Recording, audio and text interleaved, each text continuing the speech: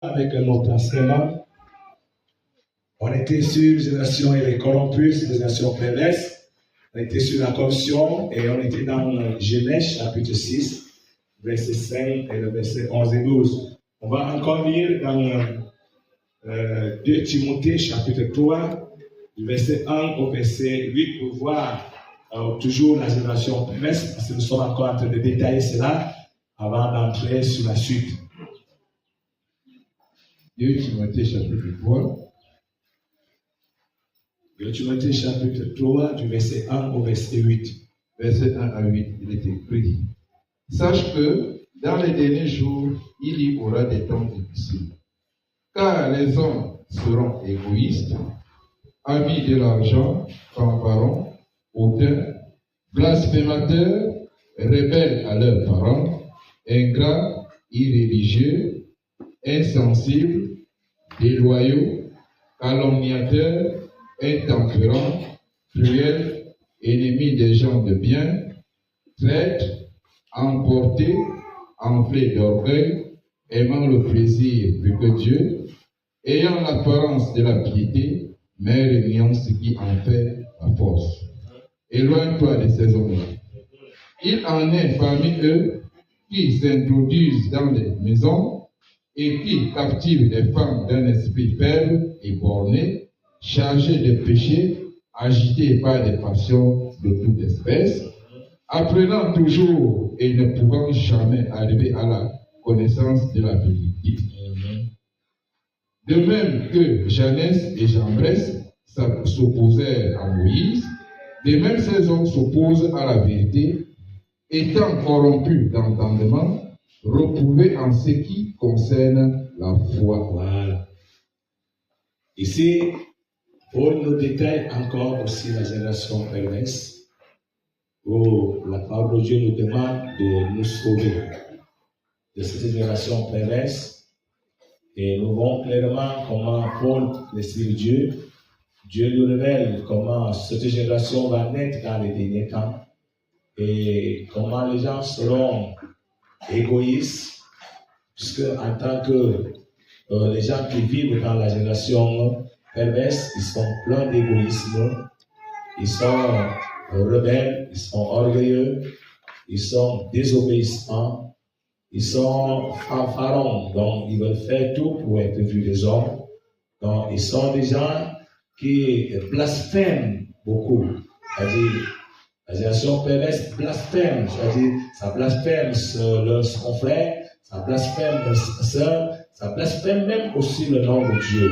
Donc, la génération perverse blasphème beaucoup, c'est-à-dire, sabote, parle mal de son prochain, parle mal même de Dieu à des moments. Donc, alors, elle blasphème beaucoup. Bon, elle est ingrate, c'est-à-dire ne reconnaît pas le bien qu'on lui a fait. Quand quelque chose de mal arrive, il oublie tout le bien qu'on lui a fait. Donc, c'est une mauvaise génération. Parce que nous savons que quelqu'un qui est régénéré, même quand quelqu'un va lui faire du mal, et que si cette personne lui avait d'abord fait du bien, il va reconnaître quand même, bien qu'il m'a fait le mal, mais il m'avait fait du bien. Amen. Mais la génération perverse, elle, non, elle est ingrate complètement. C'est-à-dire, quel que soit tout le bien que tu peux faire, non, tu me fais quoi? Tu m'as déjà me fait quoi? Oh Dieu, depuis là, tu m'as déjà tu ne nous exauces pas. Pourquoi? Parce qu'il ne veut pas t'exaucer sur quelque chose qui sait que s'il te donne, tu vas mourir. Et que quand tu regardes derrière, tu vas voir qu'il t'a déjà exaucé dans autre chose. Amen. Amen. Donc, ingrate complètement. La génération perverse. Il faut sortir, réellement, frère. Et Dieu nous amène à voir ces choses pour comprendre et pour vraiment qu'on va continuer à travailler pour vraiment comprendre que nous avons dit. Donc je disais que j'étais en Jésus bien sûr, mais vraiment je suis été influencé encore par la génération perverse. La vie que c'est les gens qui aiment le plaisir plus que Dieu. Ces générations, c'est-à-dire que nous voyons dans ces derniers temps-ci et même au temps de Noé, une génération qui aimait beaucoup le plaisir plus que Dieu, dit ce qui plaît à leur cœur et à leur corps. Ils aiment le sexe même plus que Dieu. Parce qu'il faut parler de tout ce qui est de plaisir. Oui. Donc, ils aiment ça. Dieu n'a pas de place. Quand ils arrivent au niveau du sexe, ils laissent Dieu à côté. Quand ils arrivent au niveau de ce qui plaît à leur cœur, non, Dieu n'a pas de place parce que c'est ce qui est plus plaît à leur cœur, à leurs yeux et à leur corps qui est plus important. C'est une génération perverse. Et l'apôtre Paul dit à Timothée, toi, quand tu vois ces gens-là, retire-toi, éloigne-toi. C'est-à-dire, il faut sortir, il faut être sauvé d'eux. C'est-à-dire, n'entre pas dans leur vie, n'imite pas leur manière de faire, n'agis pas comme eux parce que c'est une mauvaise génération. Et garde la forme extérieure de la piété, comme on disait ici. Mais en reniant ce qui en fait la force. Ça veut dire, à l'extérieur, ils font vraiment comme s'ils sont des enfants de Dieu. Si c'est au niveau de l'accoutrement, non, on dit non, il faut, les femmes doivent être décentes. Avec le foulard à la tête, c'est bien, oui. Avec une longue robe, c'est bien. Oui, qui couvre toutes les cuisses partout. Oui, sans mettre les boucles, c'est merveilleux. Et c'est bien.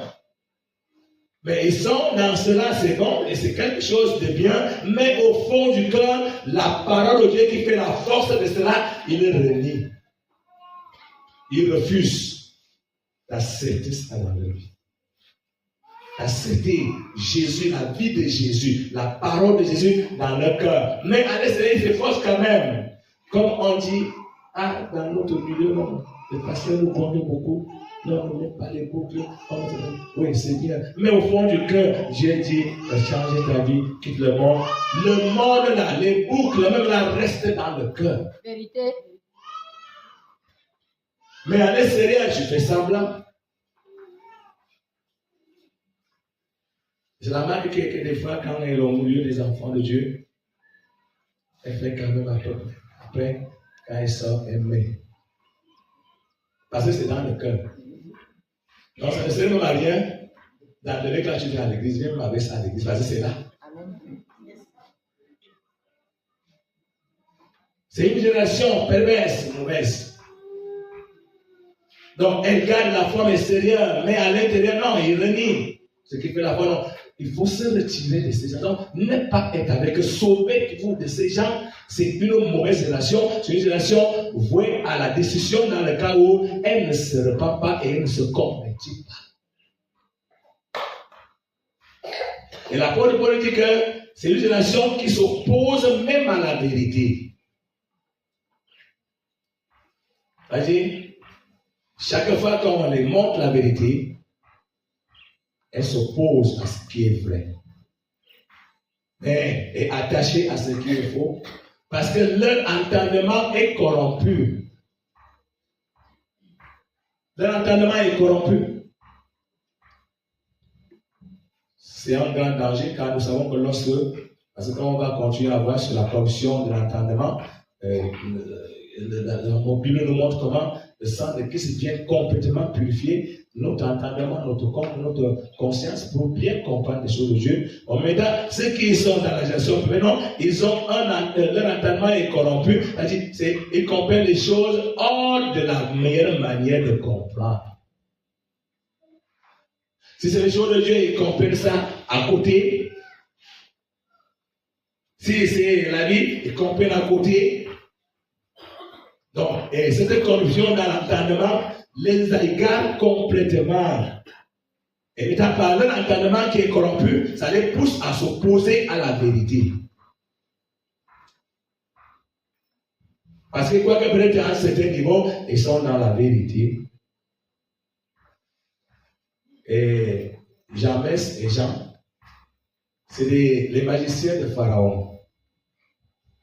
C'est-à-dire que Paul est en train de partir ici, c'était les magiciens de Pharaon. Ces magiciens de Pharaon qui ne voulaient pas accepter, la puissance de Dieu et que Dieu venait pour délivrer son peuple. Ce qui faisait donc que Dans Moïse, opérant un miracle, les magiciens de Pharaon là aussi opérant un miracle pour s'opposer à ce que Moïse disait. Donc, jamais les gens, ce sont des magiciens de Pharaon qui s'opposaient à Moïse. Et de la même manière que donc, comme ils s'opposaient à Moïse, c'est la même manière que ces gens de la mauvaise génération, la génération perverse, s'opposent à la vérité. Parce que leur entendement est faux, donc ils s'opposent à la vérité. Ils font aussi semblant de miracle. Hein? Comme les magiciens de Pharaon. Mais Paul a dit quelque chose. Ils ne feront pas l'enfant. Vous comprenez? Parce qu'ils seront. Leur folie va se manifester comme celle de ces deux soeurs. Donc, frère, c'est une génération corrompue. Regarde dans ta vie, frère. Nous sommes dans le Seigneur Jésus et on doit laisser que Jésus fasse de nous ce qu'il est voulu faire. Alléluia. Amen. Qu'il établisse en nous ce qu'il est venu, c'est-à-dire sa mort. Parce que quand il nous regarde, il dit non, vraiment, nous l'aimons, c'est vrai. Alléluia. Amen. Mais maintenant, comme on l'aime, il faut donc qu'on laisse qu'il nous transforme comme il le veut pour que notre amour soit éternel. Amen. Oui, nous aimons Dieu, nous venons à lui. Mais maintenant, il y a beaucoup d'erreurs, ou bien beaucoup d'incompréhension, ou bien beaucoup d'ignorance dans des fois. Donc, c'est une génération compliquée. C'est une génération qui commet des actes abominables, vraiment. C'est-à-dire, quand on regarde tout ce qui est abominable, ils sont dans les choses abominables. Et des fois, les choses abominables qu'ils sont en train de faire, oui, ils veulent aussi dire aux gens que non, c'est normal. Parce que c'est une nation qui voit tout ce que Dieu lui voit mauvais, voit bien. Voit bien. Parce que son cœur est enclin au mal, viré vers le mal. Et ce que Dieu lui voit mauvais, lui voit ça bien, il voit ça bien. Disons on va aller un peu plus vite si le Seigneur le permet. Oui, nous donne la capacité. Osée chapitre 9, verset 10.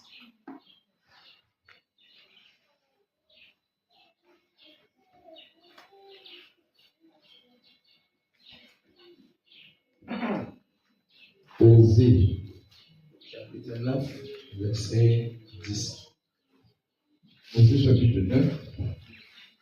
Verset 10. Verset 10, il est écrit: J'ai trouvé Israël comme des raisins dans le désert.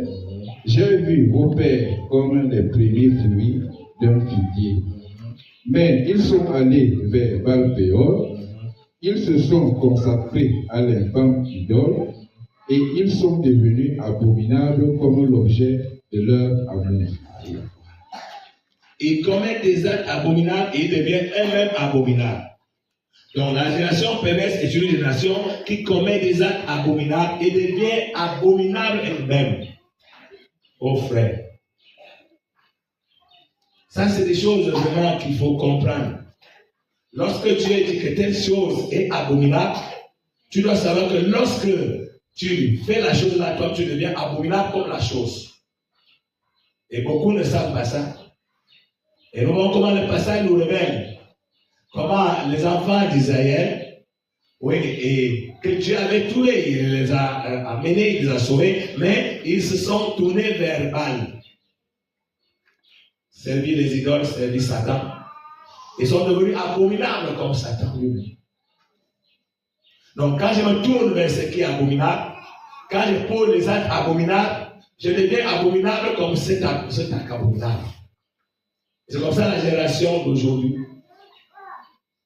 Donc quand Dieu dit que telle chose est abominable, je dois me retirer de ça. Moi, quelqu'un qui est régénéré, et savoir que non, Dieu voit ça abominable. Si je me mets dans ça, je serai abominable comme la chose devant Dieu. Et c'est ça la vérité dans la marche avec le Seigneur. Vous allez voir dans les derniers temps, comme l'apôtre Paul nous le dit dans Romains chapitre 1, où il parle de la colère de Dieu qui se révèle du ciel oui, de toute impiété, toute injustice des hommes, qui ont changé la gloire de Dieu, oui, à des choses abominables, aux mensonges, et par leur vantardise, de se vantant d'être sages, ils sont devenus fous et ils ont commis des choses abominables. Et de telle manière que Dieu les a livrés, oui, pour qu'eux-mêmes commettent des choses infâmes. Où on va voir aujourd'hui dans la génération que nous sommes, qui est perverse, alors une génération qui se marie homme à homme, femme à femme, des choses abominables, oui, et marie les bêtes, la bestialité, c'est-à-dire tu épouses une bête, un animal, et tu commences ils font même des enfants avec les animaux. Et ils se vantent avec ça. Une femme qui marie un gorille et fait des enfants avec le gorille. Les enfants sont à moitié homme, à moitié gorille. Oui. Et c'est abominable. Bon, on voit ces gens-là, comment les gens sont devenus abominables. Ils disent que c'est normal, il n'y a pas de problème. Ils arrivent sur la vie de sexualité entre l'homme et la femme, ils laissent la manière que Dieu a dit, alors ils te couchent les femmes sur la bouche, à la nuit c'est partout. Ils deviennent abominables comme cet acte abominable. Et il dit c'est normal. C'est normal. C'est une génération pour être perverse. Bon, quand tu vois ces choses-là, tu comprends que non, quand quelqu'un vient avec quelque chose comme ça au-devant de toi, il faut faire comme dans le Deutéronome chapitre 13. Vous voyez ce que ça dit? C'est qu'on veut t'amener à aller adorer un autre Dieu, sortir de la loi de Dieu, par la pierre et pose-le. Oui, quand quelqu'un vient avec les actes abominables devant toi, toi qui es régénéré, non, ça t'énerve. Vous comprenez? Oui. Ça t'énerve. Nous sommes comme cette génération qui est en train de grandir. Et frère, aujourd'hui, on légalise le mariage gay. Déjà, c'est beaucoup légalisé. Et les gens font ça maintenant et ils disent que c'est normal. Parce que le mal est dans le cœur. La vie de prostitution maintenant est légalisée dans plusieurs pays où on reconnaît déjà la prostitution comme un métier. Vous croyez à ça? Oui. Il y a beaucoup de pays dans le monde où la prostitution est un métier reconnu. Donc, on te paye. On te paye. Je connais un frère blanc. Il m'avait dit ceci. Il voulait épouser une Camerounaise. Ça, c'est des choses que lui-même m'avait dit. Et cette Camerounaise était évangéliste selon ce que lui connaissait. Donc, elle faisait des voyages pour évangéliser partout dans le monde. Et ils étaient en contact qu'ils voulaient l'épouser. Et maintenant, quand il arrive en Suisse, pour aller aussi faire l'évangélisation, alors il découvre que quand il faisait les voyages pour faire l'évangélisation, elle partait vendre son corps. Il arrivait dans une maison de prostitution où tu pars, tu entres. Et tu restes là pendant, il disait qu'il faisait des fois une semaine. Elle est là dans la maison de prostitution. Ok. Les gens viennent, ils payent au guichet. Les gens viennent payer au guichet et maintenant font la ronde sur tous ceux qui sont assis nus là, assis nus. Tu prends celui qui te plaît là. Tu finis de faire ce que tu peux faire avec elle. Tu pars, tu as payé au guichet, tu pars. Et elle revient encore, elle attend encore une autre personne. Jusqu'à ce que chaque jour, on lui donne 1 million de francs. Et Dieu, quand il a découvert ça, il dit, elle a rompu la pensée qu'elle avait pour épouser une seule Camerounaise qui dit je suis évangéliste, mais qui passe prostituée en Suisse.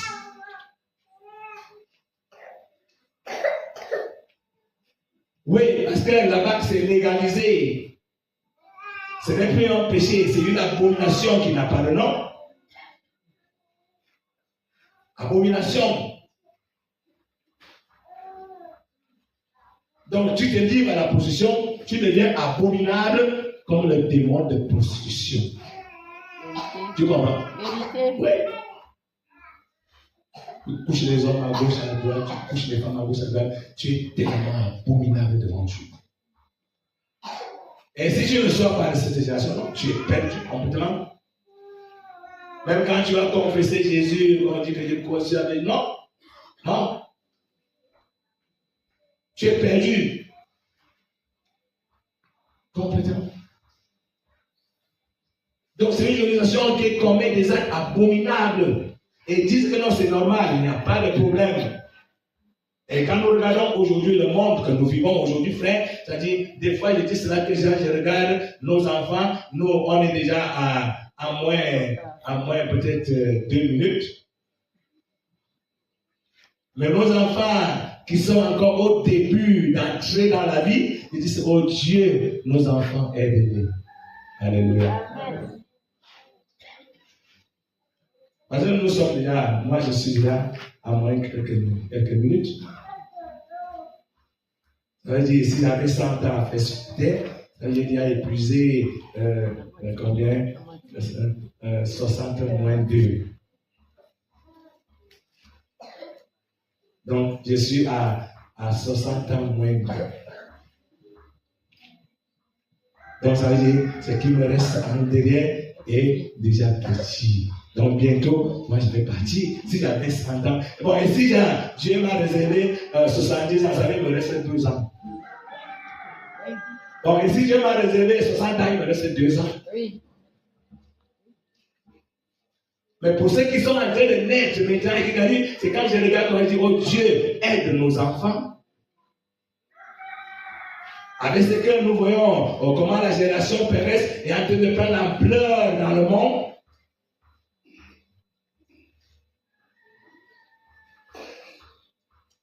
Donc c'est une génération qui commet des actes abominables. Et tout ça bien et ne sont pas à côté de faire ce que Dieu veut. Donc frère, toi, quand tu vas continuer, quand même, on va continuer à travailler, quand tu sors de la génération perverse, donc comprends que si tu commets quelque chose qui est abominable, tu deviens comme la chose. Et comme nous savons que toutes les choses abominables seront complètement détruites, alors si tu es devenu non comme la chose, tu es détruit. Donc il faut accepter, sortir de ces choses. Lisons dans Tite chapitre 1, verset 16.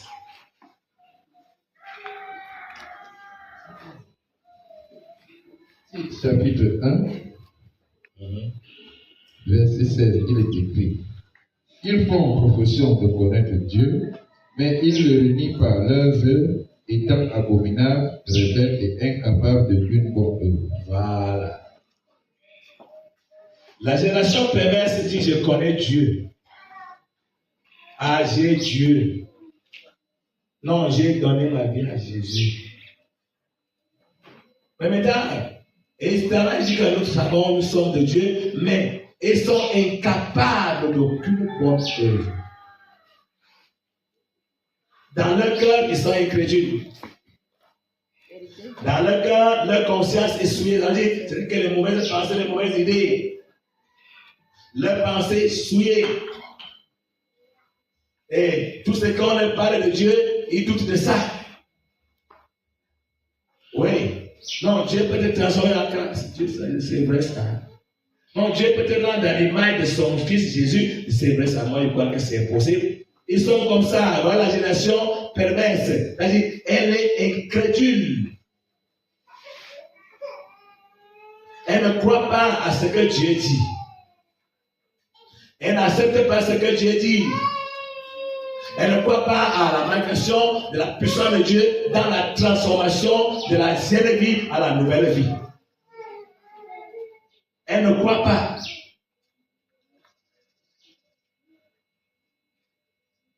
Parce que c'est pas possible. s'ensuit, sont seulement emportés vers l'impureté, même son cœur, même sa conscience. Où la conscience n'est pas lavée, qui dort encore? Hein, David? La conscience n'est pas lavée. La conscience est impure. Et sauve-toi. Quand on va prier, je sais que le Seigneur fait le travail, il va faire encore beaucoup plus de travail. Amen. Alléluia. Amen. Dans nos vies. Parce que c'est beaucoup de points comme la prophétie nous a parlé. Beaucoup de points, il y a beaucoup de personnes qui disent je vais me lever et je tombe. C'est peut-être plusieurs parce que ce travail de la régénération n'est pas fait dans leur vie. Et qui n'ont pas bien compris, ou bien ils ont compris, mais n'ont pas pris le bon engagement dès le départ. Bon, maintenant, mais pendant qu'on va évoluer, on sait que le Seigneur permettra que nous soyons réellement délivrés. C'est une génération qui ne cherche pas Dieu, mais qui conteste avec lui. On parle de sauver, d'être sauvé de la génération perverse. Donc, c'est une génération qui ne cherche pas Dieu, mais qui conteste plutôt avec Dieu. C'est-à-dire, ne dis pas que où est Dieu, où est la voie que Dieu a tracée, où est le chemin qu'il a tracé, mais qui maintenant, lorsque Dieu ne parle, ils contredisent, ils contestent. Ils ont beaucoup à dire. Oh, dans ces derniers temps, c'est grave. Où tout le monde a à dire lorsqu'on va lui parler de Dieu. Chacun a toujours un mot à répliquer. C'est très mauvais. Très mauvais. À notre époque de croyance, on ne connaît pas ça. On n'a pas connu ça à notre époque de croyance. Quand on était au début de la foi, quand on a grandi, on n'a pas connu la contestation avec Dieu. C'était que lorsqu'on découvre que Dieu a parlé, je dis même si c'est quoi, tu es engagé parce que tu sais que c'est lui. Amen. Mais la génération perverse va faire que dès que Dieu dit, elle va apporter une parole de contradiction. Une parole d'opposition. Une parole qui repousse parce que ce qui est en lui refuse d'accepter ce que Dieu dit. Donc, elle ne cherche pas Dieu, mais elle conteste avec Dieu. Et lisons un peu dans Jérémie chapitre 2, verset 5 au verset 13.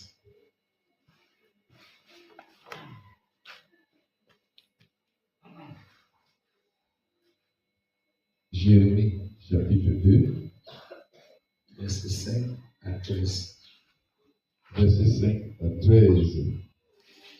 Il est écrit: Ainsi parle l'Éternel.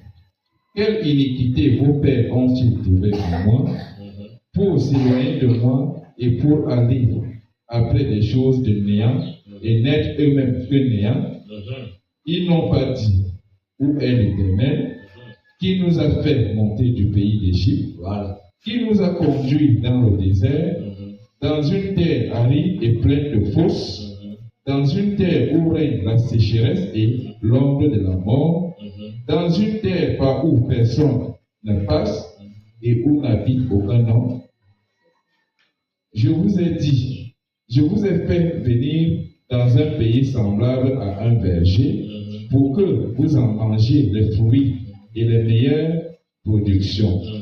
Mais vous êtes venus et vous avez souillé mon pays et vous avez fait de mon héritage une abomination.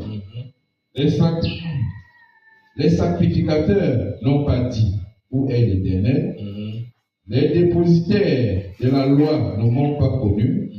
Les pasteurs m'ont été infidèles, les prophètes ont prophétisé par Baal et sont allés après ceux qui ne sont d'aucun secours. C'est pourquoi je veux encore contester avec vous, dit l'Éternel. Je veux contester avec les enfants de vos enfants.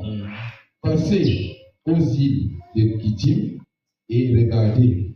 Envoyez quelqu'un à Kédar, observez bien et regardez s'il n'y a rien de semblable.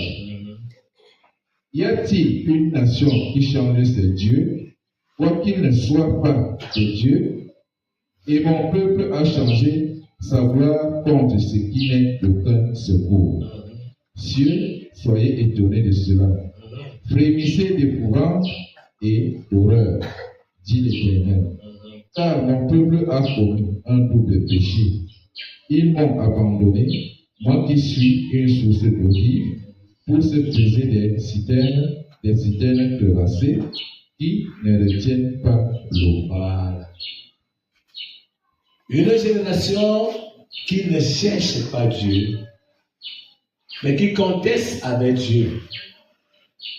Ici, Dieu est en train de parler à Jérémie pour demander même aux enfants d'Israël qui étaient retournés dans la génération corrompue. Alors, que vos pères ont vu que je péché en moi pour que vous vous éloigniez de moi. Moi qui vous ai fait du bien, il a fait de détailler comment il a fait du bien, mais ils sont tournés vers les choses de bien. Ils ne disent pas que où est Dieu. Ils ne savent pas où est Dieu. Les sacrificateurs ne cherchent pas Dieu, ne demandent Dieu, tu es où? Où est ta loi?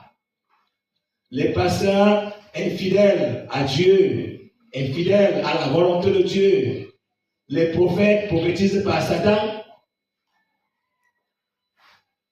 Et dit, voilà ce que fait la nation perverse. C'est-à-dire, elle ne cherche pas Dieu, mais elle conteste les dieux. Quand Dieu leur montre que voici ma volonté, ils vont s'opposer. Combien de frères sont influencés par ces démons de la génération perverse? Oh, quand on les parle de quelque chose, ils vont te dire le contraire de la chose. D'autres défendent même la chose mauvaise. Parce que leur nature refuse d'accepter, de refuser la chose. En même temps, ça va te servir comme à quoi? La chose te rend niante telle qu'elle-même est niante. Or, lorsque Dieu vient vers toi, il te montre que donc voilà ce que je demande de toi. Alors, je dois dire Seigneur merci parce que j'ai découvert. Bon, beaucoup ne cherchent pas Dieu. Même à l'église, aujourd'hui, il y a beaucoup de frères qui ne cherchent pas Dieu. Ils sont là quand même, ils disent que nous avons Dieu, mais ils ne cherchent pas Dieu. Quand on dit chercher Dieu, ça veut dire à toute chose, je sais qu'est-ce que Dieu me dit. Qu'est-ce que Dieu veut? Qu'est-ce que Dieu me demande? Mais vous allez trouver qu'aujourd'hui, beaucoup de personnes et beaucoup de frères s'engagent dans beaucoup de choses et refusent même de chercher Dieu parce qu'ils ne veulent même pas que Dieu ne dise le contraire de la chose dans laquelle ils s'engagent.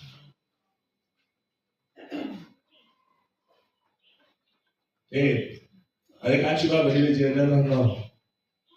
Moi, je ne suis pas, je veux faire des choses. Est-ce que Dieu a même dit ça? Oui. Parce que Jésus ne sort pas parmi la génération perverse qui ne cherche pas Dieu. Je cherche Dieu, je suis prêt à servir ce qu'il va me dire de prendre et à laisser ce qu'il va me dire de laisser. Voilà quelqu'un qui cherche Dieu.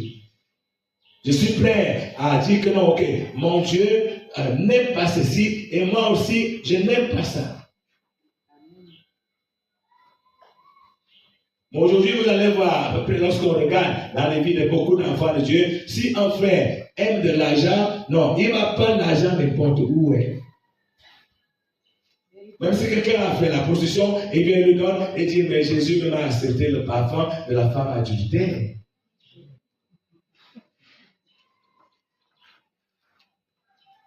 C'est-à-dire des paroles que les gens ne comprennent pas et veulent seulement entrer parce que leur nature ne veut pas chercher Dieu. Il aime l'argent, il peut prendre l'argent des prostituées, il prend l'argent des marabouts, il prend l'argent des sorciers, il prend l'argent des praticiens, il prend l'argent des rosicruciens. Parce qu'il aime l'argent. Or, quelqu'un qui cherchait Dieu a dit Dieu, ok, est-ce que cet argent-là est comment? Je dois prendre cela. Ou bien, je ne dois pas prendre. Et des fois, on me dit souvent que des fois, il y a certaines occasions qui se présentent quand tu es dans le manquement. Hein. Oui. Vous comprenez? Oui. Quand tu es dans le manquement.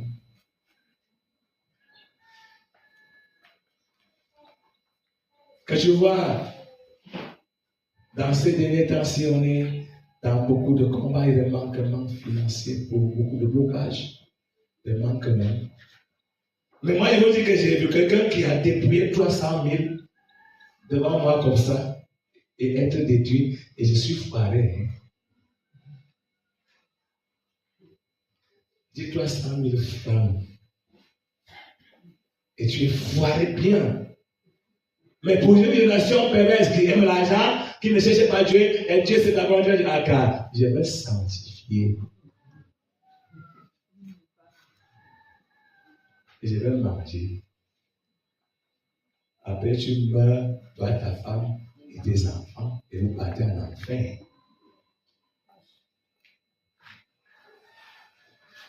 À cause d'un argent souillé qui ne fallait pas prendre. Oui.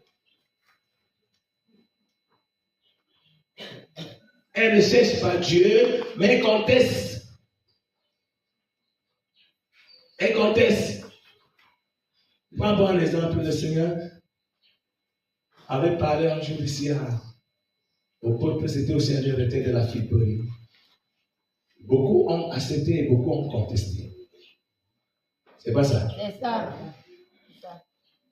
On contestait. Jamais, non, il n'y a pas de problème. Ça veut dire qu'il y a quelque chose qui agissait encore. Il y a quelque chose. Mais si quelqu'un est régénéré, non, il va comprendre très bien que non, c'est seulement dans la compréhension claire des choses. Oh, ben non, la friperie ne mérite pas d'être portée par les enfants de Dieu. Vérité.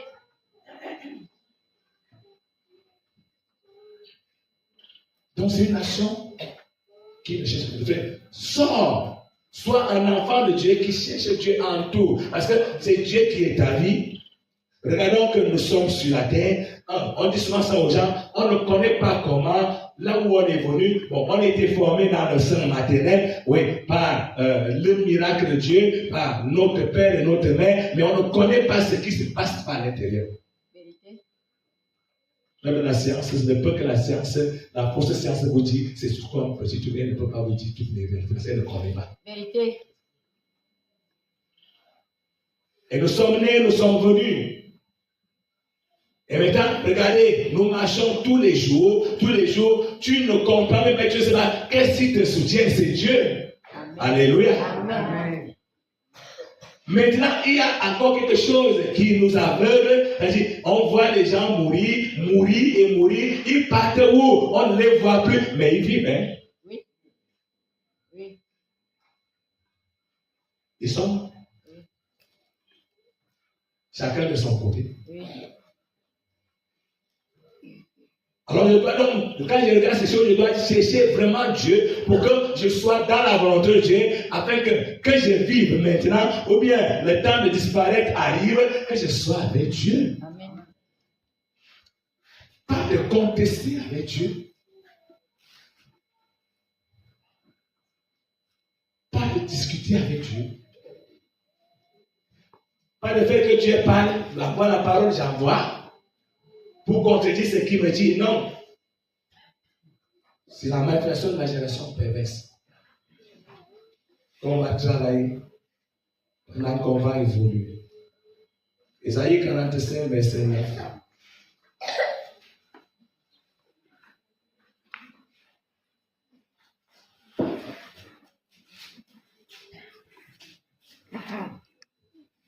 Ésaïe 45. Ésaïe 45, verset 20. Verset 9, il est écrit: Malheur à qui conteste avec son Créateur. Vase parmi des vases de terre. L'argile dit-elle à celui qui la façonne: Que fais-tu? Et ton œuvre, il n'a point de main. Malheur à celui qui conteste avec son Créateur. Donc, quand tu es dans la génération qui conteste avec Dieu, tu es d'office dans le malheur. Donc, tu as plongé ta vie dans la malédiction. Où tu ne vas qu'aller de malheur à malheur. Donc, les malheurs vont succéder. Donc, tu se passes l'autre commande, l'autre parle parce que tu contestes régulièrement avec Dieu, avec le Créateur. Ou le vase va dire au potier: qu'est-ce que tu fais? Pourquoi tu dis ça? Alors nous savons qu'un jour, Dieu avait amené Jérémie à aller dans la maison d'un potier. Et le potier était en train d'arranger les pots. Et quand Jérémie arrive et trouve que ce potier voulait arranger un pot, et des fois le pot, comme il va arranger, ça ne réussit pas, il casse encore. Il finit encore de casser l'argile et arrange encore un autre. Avec la même argile, arrange encore. Alors, des fois, alors ça ne réussit pas, il casse encore, il arrange. Et quand Dieu amène Jérémie à aller, il parle à Jérémie dans la maison du potier. Il dit: tu as vu?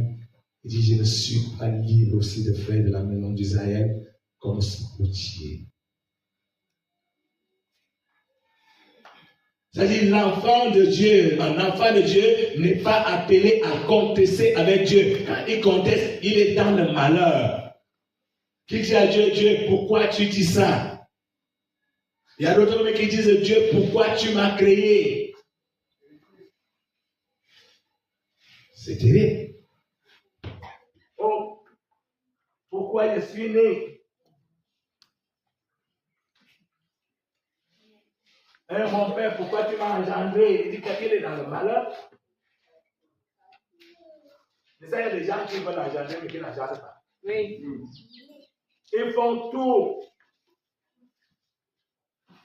Parce que Dieu ne donne pas, n'accepte pas. Mais si Dieu l'a accepté, que tu sois là, alors tu dois dire: Seigneur, merci parce que je suis né. Amen. Mais maintenant, si je n'ai pas de difficultés, peut-être c'est ma mauvaise vie, arrange ma vie tout court. Amen. Pas contester avec Dieu.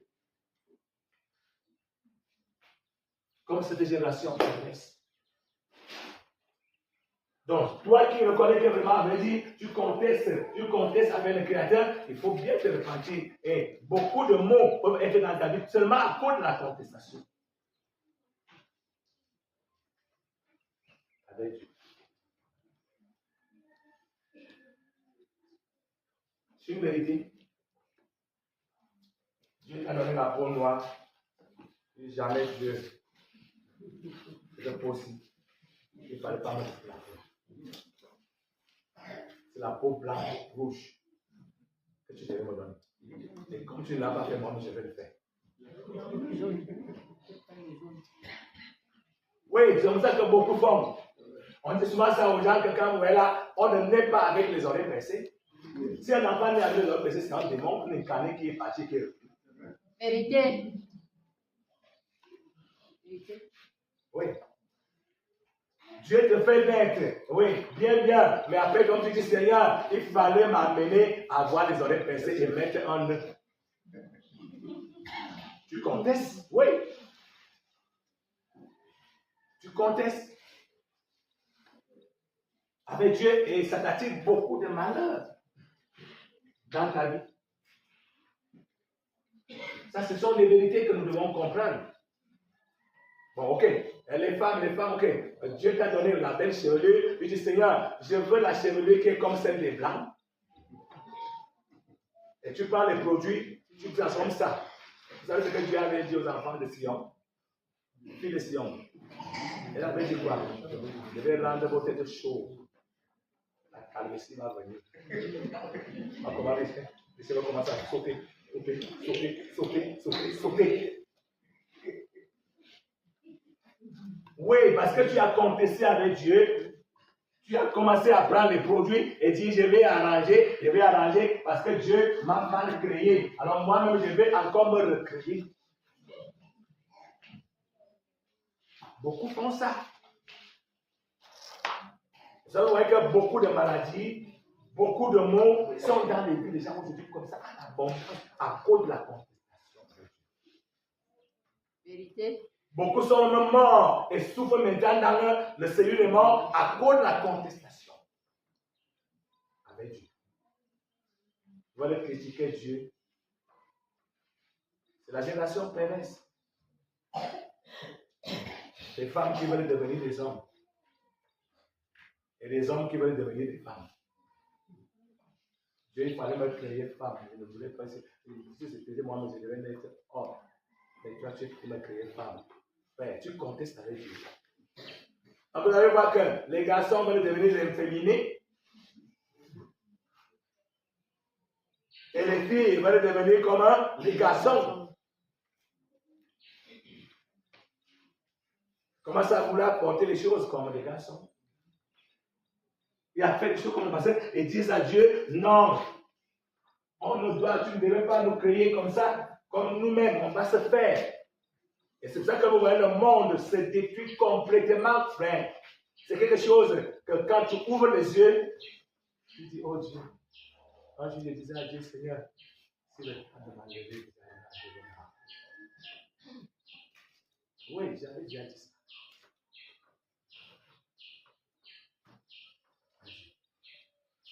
Vous avez les yeux ouverts, tu vois, qu'est-ce qui se passe dans le monde? La génération perverse est en train de grandir. La contestation prend beaucoup l'ampleur maintenant dans le monde, que ce soit dans le monde non chrétien, que ce soit dans le monde chrétien. Vérité. La contestation avec Dieu. Et ça nous met dans la génération perverse. Et si on ne laisse pas que le Seigneur nous le génère, c'est extrêmement bon. Mais je sais que, comme nous sommes pour Dieu, il nous éclaire pour nous vivre. Amen. Alléluia. Amen. On évolue. Le monde a pris son courant, il n'y a pas de problème. Romains chapitre 9, verset 20.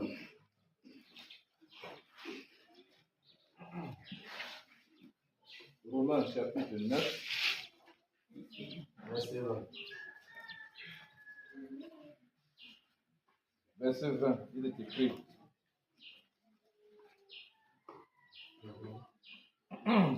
Cela est vrai.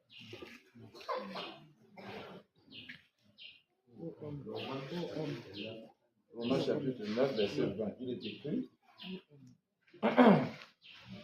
Ô homme, toi plutôt, qui es-tu pour contester avec Dieu? Voilà. Le vase d'argile dira-t-il à celui qui l'a formé, pourquoi m'as-tu fait ainsi? Il dit, oh homme, qui es-tu? Tu n'as aucun droit de contester avec Dieu. Tu es tout court une masse d'argile. Amen. Une masse d'argile que le potier, c'est-à-dire le créateur, a pris et a mêlé comme il a voulu. Vous comprenez? Comme il a voulu. Donc tu n'as aucun droit de contester avec lui. Tu dois tout court accepter. Il t'a donné la peau noire, tu dis merci pour cette peau noire. Amen. Il t'a créé la manière qu'il t'a créé, tu dis merci. Des fois, il dit souvent ça aux gens, la vie, c'est quelqu'un qui dansait et qui louait le Seigneur, mais il n'a pas de pied. Il est né sans pied, donc C'est les petits coups là qui sont là. Mais ils sautent, ils dansent avec ça. Il est zélé. Plus que même ceux qui ont les pieds. Oui. Et je disais, maintenant que l'on voit les yeux, regardez, les gens comme ça vont vous calmer de manger. Vous comprenez? Oui. Dieu l'a fait naître sans pied, mais il ne comptait ça, il ne cédait pas, il loue Dieu à son état. Aujourd'hui, il y a les gens qui disent au Créateur, pourquoi tu vas faire ça? Tu devais, lorsque tu me créais, tu décides, soit le serpent ici. Soit au niveau du dos, tu mets les arbres. Comme tu ne l'as pas fait, je mets. Regardez comment les gens sont tatoués aujourd'hui. Tatoués. Un jour, je rentrais dans le cul d'assemblée à Yaoundé. On s'est arrêté à Copole pour prier le coup. Pendant que les frères sont rentrés, moi je suis resté dans la voiture. Et il y a une femme que, comme c'était à la porte de la hospitalité, je voyais dedans, je vois une femme. Elle est tatouée partout. Et maintenant, comme elle a tatoué le corps et les cuisses, elle porte aussi les petits trucs. Et le haut, ça devient tatoué dans une photo. J'ai arrêté ma tête et dit, oh Dieu. Voilà quelqu'un qui se détruit sans savoir.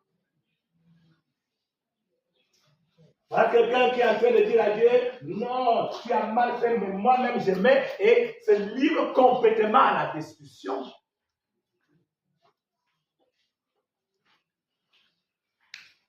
Oh homme, tu n'as aucun droit. Alléluia. Amen. Si tu confesses, arrête. Et sors de cette relation. Sois dans le rang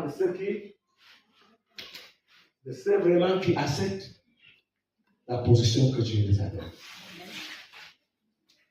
Et qui laisse que Dieu soit le maître de leur vie. Et ils vont voir qu'à la fin, ils n'auront pas perdu. Alléluia. Amen. Ils seront les plus.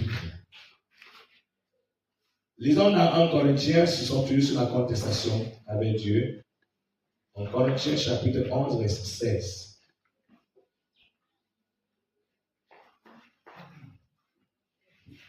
En Corinthiens chapitre 11, Verset 16. verset 16, il est écrit, si quelqu'un se plaît à contester, nous n'avons pas cette habitude non plus que les églises de Dieu. Voilà. Donc, dans ceux qui sont régénérés, n'ont pas l'habitude, le démon de contestation avec Dieu est parti. Ils n'ont pas cette habitude. Dans l'église de Dieu régénérée, ne conteste pas avec son Dieu. L'église qui s'est régénérée accepte ce que Dieu les donne. Vit ce que Dieu les demande de vivre. N'ont aucun mot à dire sur ce que Dieu a déjà dit. Mais accepte réellement. Puisque notre Seigneur Jésus lui-même n'a pas contesté avec son Père. Et celui qui vient nous régénérer, sa nature est à nous. Et sa nature étant dans les vies les régénérés, alors même les régénérés ne contestent pas avec Dieu. Mais se soumettent. Acceptent. Et font la volonté de Dieu. Donc la génération non perverse conteste avec Dieu, ne cherche pas Dieu, mais conteste avec elle. Nous évoluons pour aller vers la fin, pour la génération perverse. Elle est égarée dans la religion. Voilà. Donc, quand on parle de la génération perverse, elle est égarée, c'est-à-dire, elle fait la religion, mais elle ne fait pas le christianisme. Elle vit la religion. Donc, elle est égarée dans la religion. Elle vit et fait les pratiques de la religion. Donc, elle permet donc, ce qui fait donc que c'est un point très très important pour nous qui sommes chrétiens, pour nous qui sommes dans le Seigneur Jésus, Parce qu'aujourd'hui, beaucoup de frères qui n'ont pas des yeux éclairés, alors confondent le christianisme et la religion. Et beaucoup ne font pas la différence. Beaucoup disent non, non, on a cru au Seigneur Jésus, on est enfant de Dieu, et tout ça, oui, servent Dieu. Non! Non! Il y a la religion, il y a le christianisme. C'est deux choses bien différentes.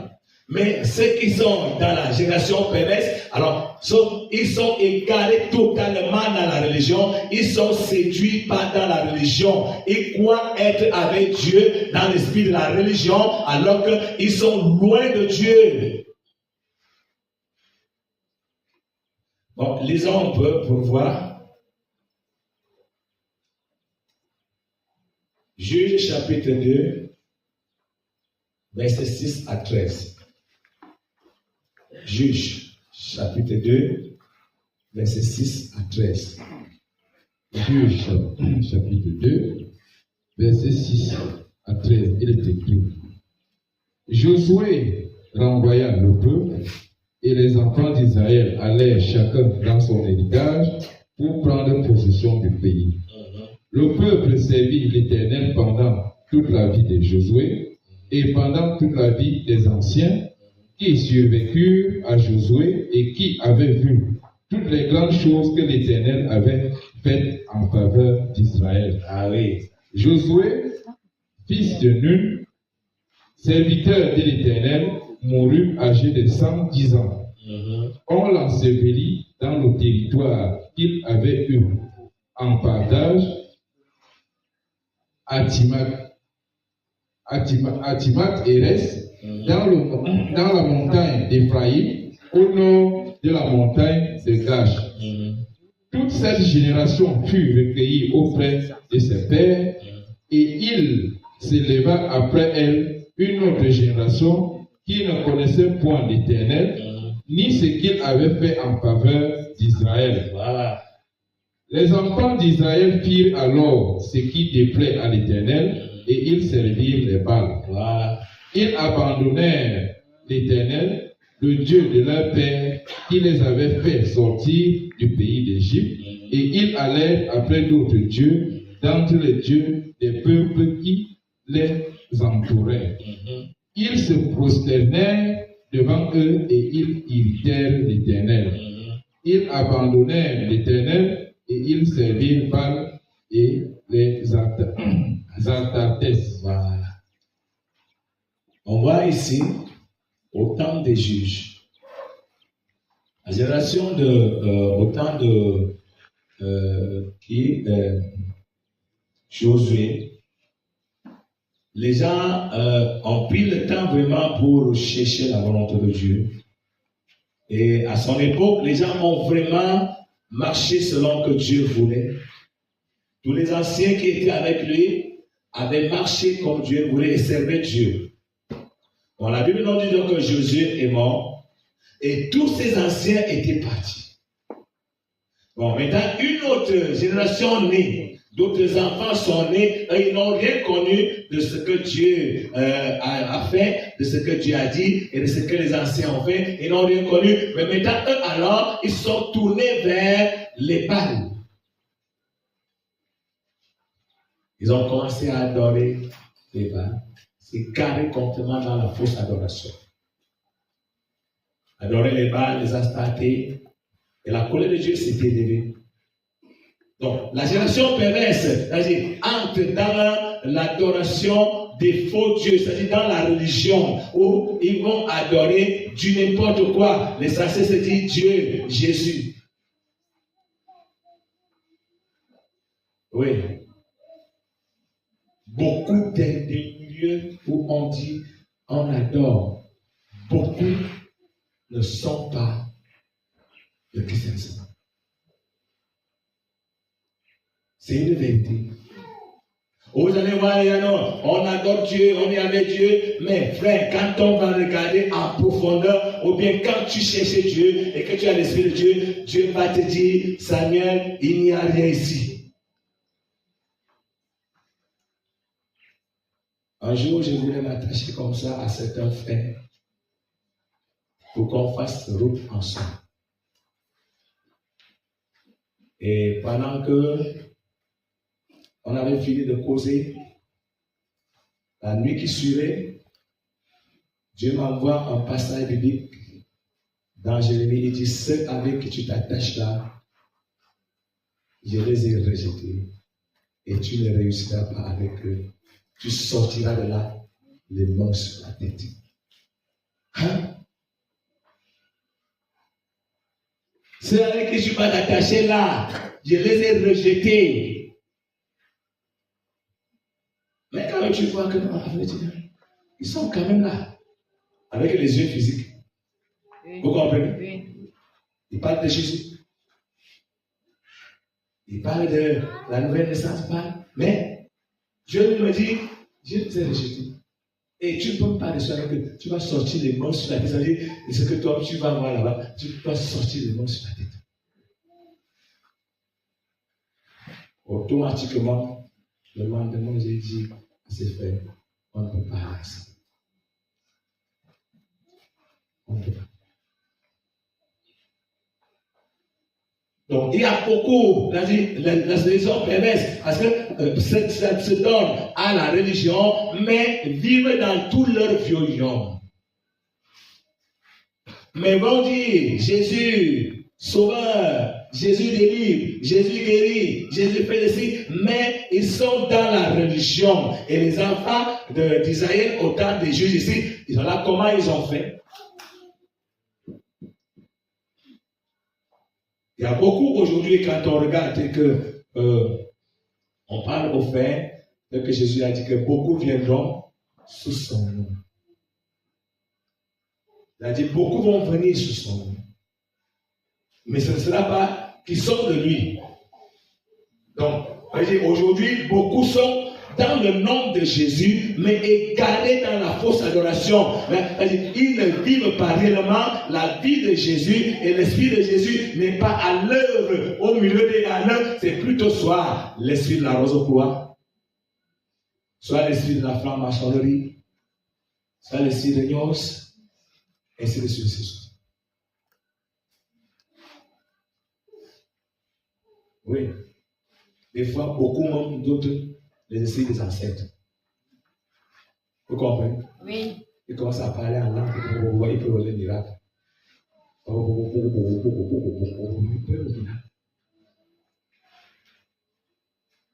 Mais le vieux homme est là.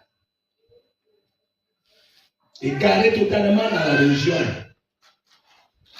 Parce que la religion égare les gens, ça manifeste une semblable puissance et ça montre une forme de christianisme, mais qui n'est pas le christianisme.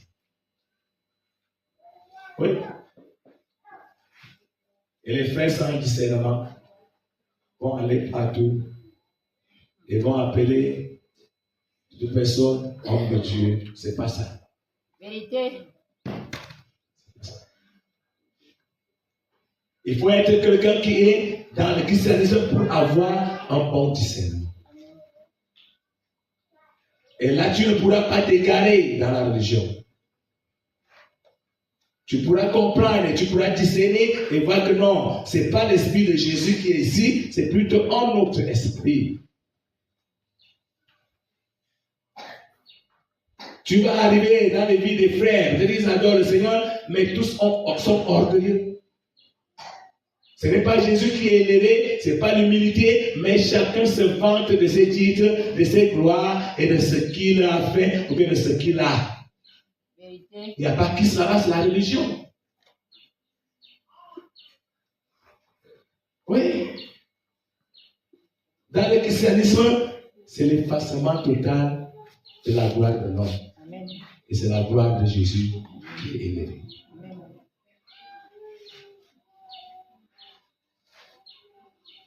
Elle est égarée à la religion. Actes des Apôtres, chapitre 17, versets 15 à 25. Oh frère, je t'en vais encore chanter.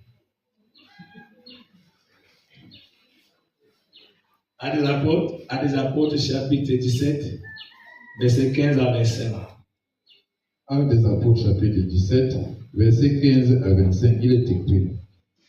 Ceux qui accompagnaient Paul le conduisirent jusqu'à Athènes, puis ils s'en retournèrent chargés de transmettre à Silas et à Timothée l'ordre de le rejoindre au plus tôt.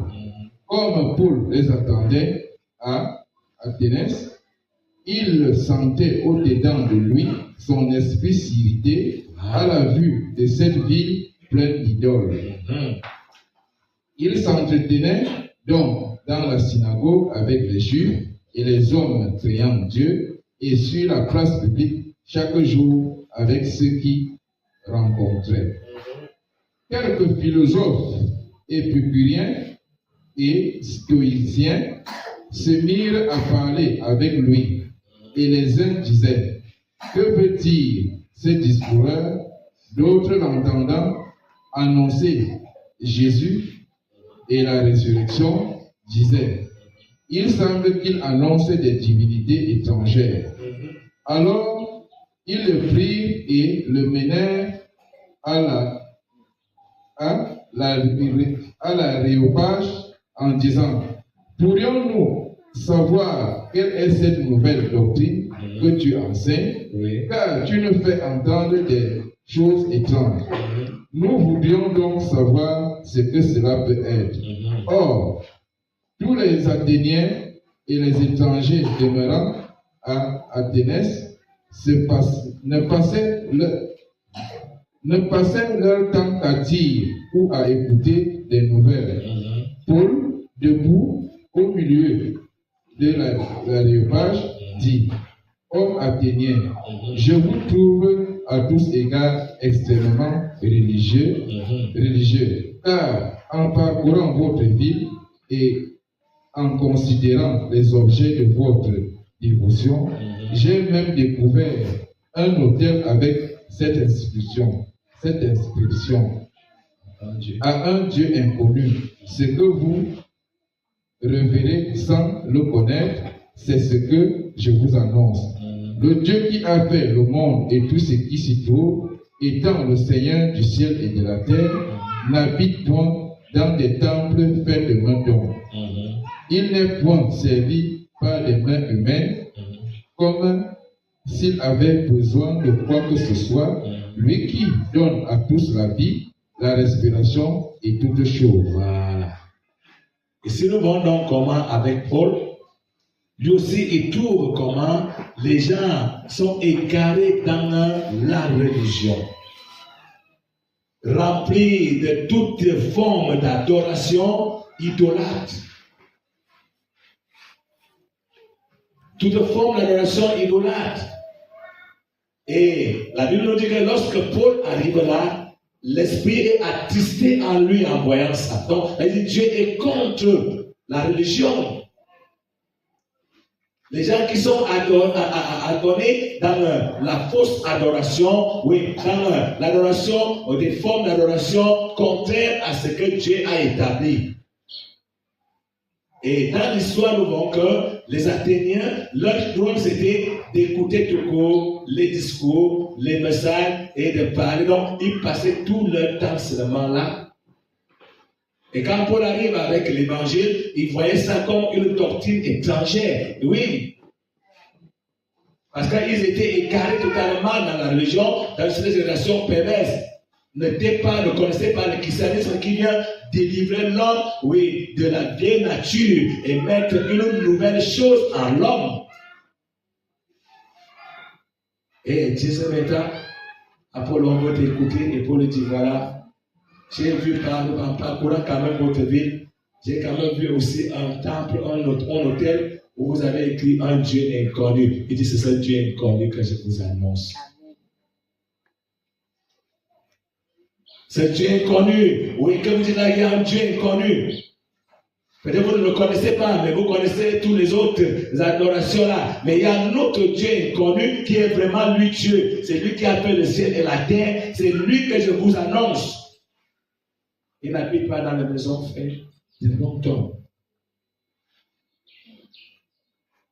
Dieu n'est pas d'accord avec la génération égarée dans la religion. Vous allez voir que beaucoup de personnes aujourd'hui servent le Seigneur, mais ne sont pas avec Dieu. C'est pas bien. C'est pas le fait de connaître quelques passages bibliques ou bien de faire la théologie ou quoi que ce soit et prendre la Bible et commencer à dire que Jésus sauve, tu formes une église, tout ou une boutique. Vérité. Un jour, dans la réunion des serviteurs, ici au sud, on avait la réunion des serviteurs du sud, et c'était le Dieu du sud. Pendant qu'on était à la réunion, j'ai marché longtemps dans cette réunion. Mais je suis sorti de cette réunion pour beaucoup de raisons. Pendant que j'étais dans la réunion, alors il y avait beaucoup de pasteurs, beaucoup de serviteurs de Dieu. Oui, et on faisait les réunions ensemble, on pouvait organiser les campagnes ensemble. Par exemple, comme on a la retraite comme ça, ok, d'autres viennent aussi prêcher à les autres serviteurs de Dieu, ils passent, ils viennent de donner l'enseignement et tout ça. Comme ça qu'on marchait. Un jour, donc, à une réunion des serviteurs, voilà aussi un autre pasteur qui vient. Elle dit, elle a une campagne de révélation qu'il veut faire. Ok, normalement, oui, on doit donc se mettre la main dans la main pour pouvoir faire la campagne d'évasion dans l'église où le pasteur là voulait faire la campagne. Il n'y a pas de problème. On est tombé d'accord, on a fini de prier et on a dit, bon, on va d'abord aller prier pour que Dieu nous révèle si c'est d'abord sa volonté ou bien si c'est comment on doit même faire la campagne. Gloire à Dieu, on a bien fini la prière. Nous sommes rentrés. Et dès que nous sommes rentrés, j'arrive à la maison. Je finis encore de prier le soir, je me couche. Après, je vois une vision devant moi. Je suis avec quelqu'un qui me dit, vous voulez aller aider un mort à avoir plus de morts dans son église. Il répète encore pour la deuxième fois, vous voulez aller aider un mort à avoir plus de morts dans son église. Je reviens, aïe, ça c'est quoi ça? J'ai compris que la campagne d'évasion qu'on devait aller faire, ça veut dire le pasteur là, lui-même n'est même pas vivant. Il est mort.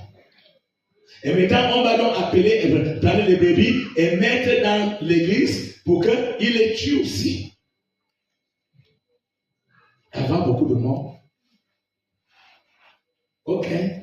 Le samedi qui suivait, quand on devait encore se rencontrer, nous sommes arrivés à la réunion des serviteurs.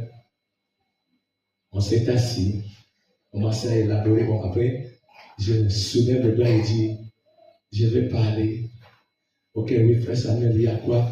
Je dis, ok, on avait prié pour la campagne nationale que nous sommes en train d'élaborer. Je voulais vous dire que le Seigneur, lui, m'a parlé.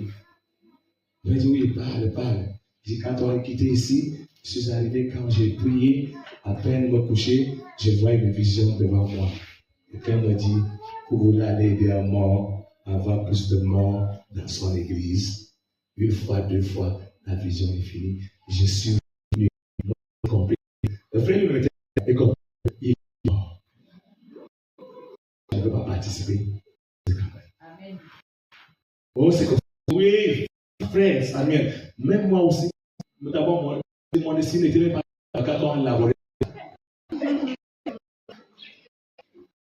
Comme ça, lui est arrivé. Le pasteur dit, bon, moi, j'ai fait ma campagne.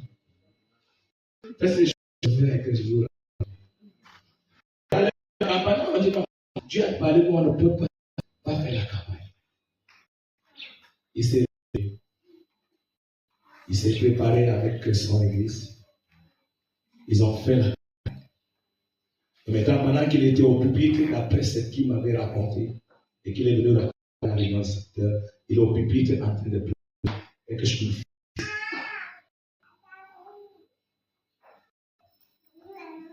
Une fois, quand même, il finit la campagne, il revient.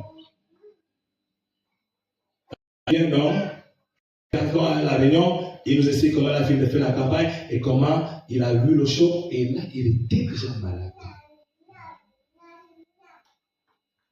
Bon, le Seigneur me pousse à me rapprocher de lui. Je dis, frère, dis-moi un peu comment tu as appris. Bon, quand tu es passé, c'est vrai. Bon, maintenant, quand tu as appris, est-ce que tu as fait ton dépouillement de ta vie passée? Tu as fait vraiment un peu de temps pour finir ton passé? Il me dit, la pluie ne sait pas passer ça. Tu ne connais pas le dépouillement du vieux homme. Il dit, vraiment, je ne connais pas. Dis-moi, il faut voir ta vie. C'était ma dernière fois de le voir. On se sépare là, quelques semaines après, on me dit qu'il est parti mourir. Quand on vient me dire qu'il est parti mourir, mais moi je croyais qu'il était encore vivant. Mais moi, après, il était déjà mort. Mais moi, je le vois dans un songe où il est tenu loin de moi. Il dit, oh, Père Samuel, s'il avait écouté ce que tu m'avais dit, moi, je ne savais pas qu'il était déjà mort. Je me dis, à distance, si j'avais écouté ce que tu m'avais dit, pourquoi je vois Moïse? Quand je parle, ça veut dire, non, tu n'as pas appris qu'il est mort. Je dis, on l'appelle pasteur Moïse. Pas Moïse, mon beau-frère.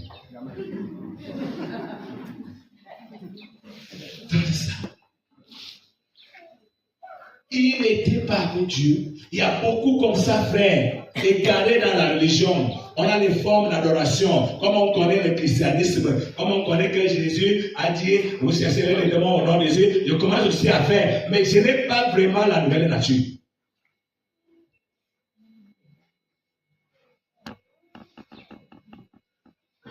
Non. C'est la génération perverse. On doit sortir. Un enfant de Dieu doit savoir que non, je vis avec Jésus et je suis plein de Jésus. Amen. Je marche sans assurance, avec assurance. Amen. Rien ne me fait trembler parce que c'est que Jésus est à moi. Quand même l'ennemi va m'attaquer, vous savez ce que la Bible a dit. Quand l'ennemi viendra comme un fleuve, qui va le repousser? L'Esprit de l'Éternel. Alléluia. Amen. Quand il va venir m'attaquer, oui, il va m'attaquer, il va me presser, mais Dieu va se lever contre lui et va le repousser. Donc l'essentiel pour moi, c'est d'être vraiment avec Jésus. Pas être quelqu'un qui se cache derrière le nom de Jésus, mais être vraiment en Jésus. Alléluia. Amen. Laissez que Jésus se forme en moi. Laissez que je sois vraiment régénéré. Laissez que ma vie soit une vie renouvelée. Oh, ceux qui connaissaient mon vieux homme me voient encore et trouvent que non, il est déjà un nouveau homme. Amen.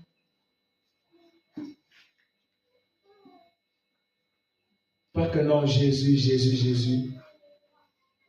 Mais je suis comme j'étais dans mon esprit avant de croire.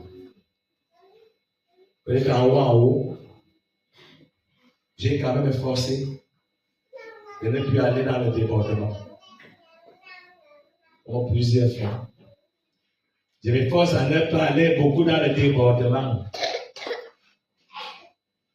Mais je suis encore comme j'étais. Ce n'est pas le christianisme, c'est la religion. Si je parlais, je me force quand même à me retenir un peu.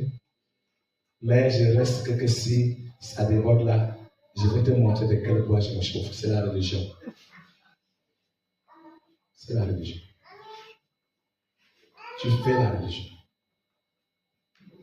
Tu es hypocrite, c'est-à-dire, on croit que la sincérité est dans ton cœur, mais tu parles bien avec quelqu'un, mais tu es tellement hypocrite. Alors c'est la religion, frère. C'est la génération perverse qui vit comme ça dans leur adoration. Ils sont les hypocrites les uns envers les autres.